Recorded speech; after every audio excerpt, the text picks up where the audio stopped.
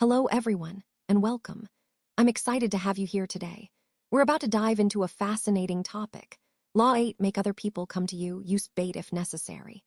In this presentation, we'll explore how controlling the dynamic of power involves making others come to you, rather than chasing after them. We'll discuss strategies to maintain your influence and how to set the terms of engagement. So, let's get started and discover how to master the art of drawing others in on your terms. When negotiating from a position of strength, you set the terms. This means you have the power to dictate how the interaction unfolds. You decide when to engage and initiate conversations, giving you control over the timing. It's also about shaping the environment, choosing the space and conditions that work best for you. Staying centered and composed is crucial because it allows you to project confidence and stability, making others react to your presence.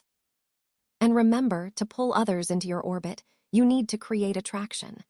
This can come from demonstrating advantage, offering opportunities, or cultivating a sense of mystery or desire. When you do this effectively, people feel compelled to approach you, which puts you in a stronger negotiating position. This core principle of power, controlling your environment, timing, and emotional state, is fundamental. It's about creating an aura of strength so others naturally follow your lead. When you maintain your dignity, you set a foundation of strength and self-respect that others can't easily undermine. It allows you to see their strategy clearly, understanding their moves without getting caught up in the emotional games. They tend to expose their desires when they think they're in control, revealing their true intentions through their actions. Staying centered is crucial. When you make others come to you, the power shifts in your favor. You remain steady and composed, and in doing so, they start to reveal their weaknesses through their movements. This is what I call the advantage of stillness. By being calm and composed, you control the narrative, rather than letting others dictate the pace or direction. Following their pace makes you vulnerable, your leverage diminishes, and neediness becomes visible. Chasing someone, whether for attention, approval, or a deal, puts you in a weaker position. It shows you're desperate, strips away your leverage, and forces you to play by their rules. That's the cost of pursuit. When you chase, you lose the power to shape the situation. Instead, you become reactive and your position weakens. The key to maintaining power is understanding why chasing loses power, because it signals neediness, shifts control away from you, and ultimately it makes you less effective. So stay centered, stay dignified, and let others come to you. That's how you keep the upper hand. Once they come to you, they are already half won. That means the moment someone shows interest, you've already gained a significant advantage. It's an advantage they simply cannot afford to lose, because missing out on what you offer could mean missing out on something valuable. One of the strongest motivators is the fear of missing out.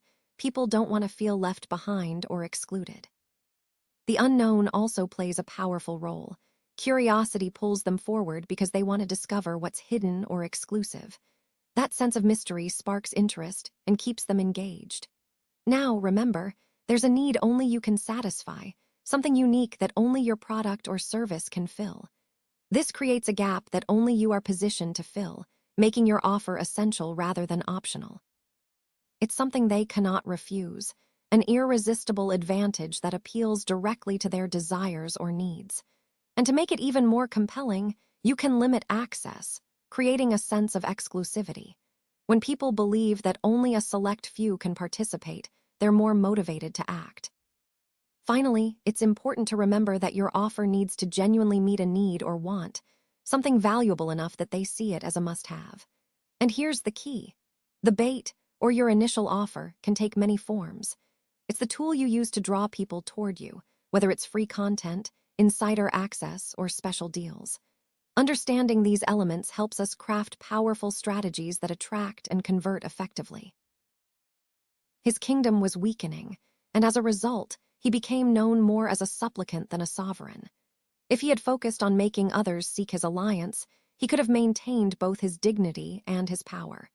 But instead, because he was constantly chasing them, they felt no obligation to honor their promises or agreements. They would break promises easily and take whatever they wanted. His eagerness made him appear desperate. Seeing his neediness, his rivals would string him along, demanding more concessions each time he approached them. As a result, he kept surrendering land, wealth, and even autonomy, hoping that these sacrifices would buy loyalty. This young ruler's constant pursuit of neighboring leaders, sending envoys, letters, and gifts, illustrates a fundamental mistake. Chasing alliances and begging for partnerships often backfires. Instead of strengthening his position, it made him look weak and overly eager, which only encouraged rivals to take advantage of him. This story highlights a key lesson. In leadership and diplomacy, appearing desperate can undermine your authority. It shows the importance of strategic patience and maintaining dignity, rather than always chasing after others. When you chase too hard, you risk losing respect and power, which ultimately weakens your position. What might look like weakness on the surface was actually a calculated move, deliberate bait designed to lure the enemy into a trap. And it worked perfectly, giving him complete victory. When they entered the valley he had chosen, he was waiting with a well-timed ambush. The terrain, his positioning, and the psychological edge were all in his favor because he had led the enemy right into it. The enemy took the bait. Driven by greed and the illusion that victory was easy, they rushed forward without discipline, stretching their forces thin and making them vulnerable. This reminds us of a key principle. Sometimes appearing weak or vulnerable can be a strategic advantage, as long as it's part of a larger plan. To illustrate this, I think of a legendary general who faced an enemy twice his size. Instead of rushing into battle, he chose to retreat strategically, leaving behind small supplies and making himself seem vulnerable. That act of seeming weak was actually a masterstroke, designed to draw the enemy in and set the stage for his counterattack. This story highlights the importance of correct behavior, knowing when to appear weak and when to strike. It's about understanding the psychological and strategic elements at play and using them to your advantage. It's a powerful reminder that sometimes strength lies in restraint and patience, and that the most effective leaders know how to play the long game. Let's talk about some key strategies to strengthen your power. First, it's important to give benefits strategically to those who come to you. This means reinforcing the value of your position and making sure others see what you bring to the table. When you do this, you create a sense of worth around your role, encouraging others to seek you out. Next, offering selective rewards is a powerful move. By doing so, you establish yourself as someone worth approaching, someone who has something valuable to offer. This naturally makes others want to connect with you more. Then, you want to build a position others want access to. Make yourself or your offer compelling enough that people are curious and eager to learn more. When you create desire or curiosity, you set yourself apart and become someone others actively seek out. Finally, it's crucial to never look desperate. Avoid appearing needy for attention, support, or negotiations, because desperation can be perceived as weakness. Remember, showing confidence and control attracts respect, while desperation tends to repel power and can even lead to exploitation. All these points tie back to the overall theme of establishing and maintaining your power by being strategic, valuable, and confident in your interactions.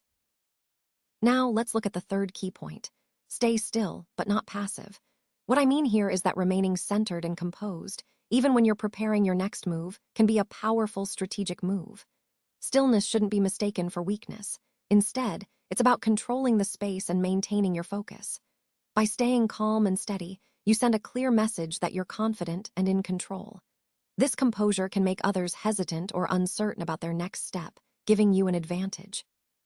Remember, strategic stillness allows you to observe, assess, and respond with precision, rather than rushing into action. Combining this with the other points, it's about using your presence and timing to influence the flow of interaction in your favor. Power flows to the person who controls the ground. In other words, when you establish your position and make others come to you, you stay steady and firmly in control. This way, they reveal their weaknesses through their movement, giving you an advantage. When you're in this position, you appear powerful, you hold the upper hand, and you can negotiate from a place of strength. It allows you to set the pace of the interaction and control the narrative, guiding how the situation unfolds. Now, contrast that with when they come to you. If you're the one waiting for them, you might seem needy or uncertain. In that scenario, they hold the advantage because they're the ones initiating and setting the terms. You end up negotiating from a position of weakness, and they can set the pace of the interaction. This also means you reveal your hand more easily, making it harder to maintain control. And then there's chasing. When you chase after someone, you're essentially giving up control. You're the one pursuing, which often signals desperation or weakness. This shifts the mechanism of control away from you, making it easier for them to manipulate the situation. So, understanding this dynamic, the power of controlling the ground, helps us see how important it is to position ourselves in a way that draws others to us. It's all about making strategic choices about when to hold, when to wait, and when to pursue to maintain the upper hand throughout the interaction. This is really the essence of power. It's not about chasing after what you want, but about creating an attraction that pulls others toward you. It's not about desperation or pushing hard. It's about deliberate positioning, standing still in a way that draws people in. The law here is simple but profound. Never chase, always attract. When you grasp this idea, every interaction becomes an opportunity to demonstrate your strength. People start seeking you out, they adapt to your rhythm, they negotiate on your terms. They become invested in your success because they chose to approach you in the first place. Your bait, your presence and confidence pulls them in. And once they're there, they tend to play your game, not theirs. This is the ultimate principle of power. It's about controlling the dynamic through attraction, not pursuit.